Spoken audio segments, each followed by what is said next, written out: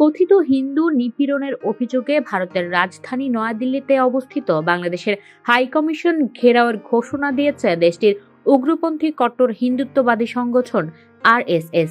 দেশটির ক্ষমতাসীন রাজনৈতিক দল ভারতীয় জনতা পার্টির আদর্শিক গুরু এই সংগঠনটি আগামী 10 ডিসেম্বর বাংলাদেশ হাইকমিশন ঘেরাও করবে বলে ঘোষণা দিয়েছে।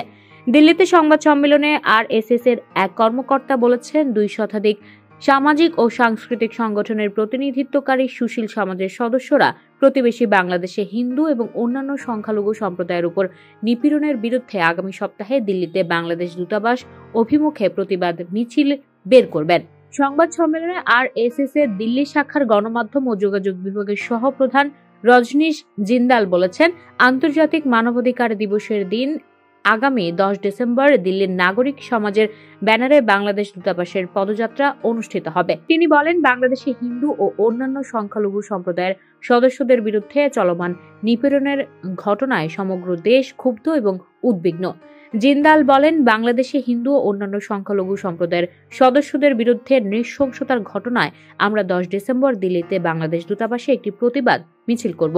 দেশটির কট্টর হিন্দুত্ববাদী সংগঠন আরএসএস এর এই নেতা বলেন, দিল্লিতে 200টিরও বেশি সামাজিক, সাংস্কৃতিক এবং ধর্মীয় সংগঠনের প্রতিনিধিরা প্রতিবাদ মিছিলে যোগ দেবেন। তিনি বলেন, আমরা বাংলাদেশ দূতাবাসে স্মারকলিপি জমা দেব।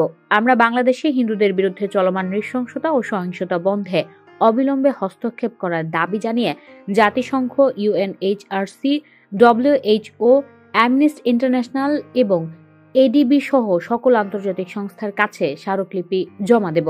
জিন্দাল বলেন, প্রতিবাদ মিছিলের আগে আগামী 9 ডিসেম্বর দিল্লির সব জেলা ম্যাজিস্ট্রেটের কাছে এই বিষয়ে একটি স্মারকলিপি জমা দেওয়া হবে। এই বিক্ষোভ মিছিলের আয়োজকদের এক বিবৃতিতে বলা হয়েছে, আমাদের প্রতিবাদ মিছিলের লক্ষ্য হল জাতীয় ও আন্তর্জাতিক অংশীজনদের বাংলাদেশে হিন্দু এবং অন্যান্য সংখ্যালঘু সম্প্রদায়ের উপর নিপীড়নের প্রতি দৃষ্টি আকর্ষণ করে হস্তক্ষেপ কামনা করা।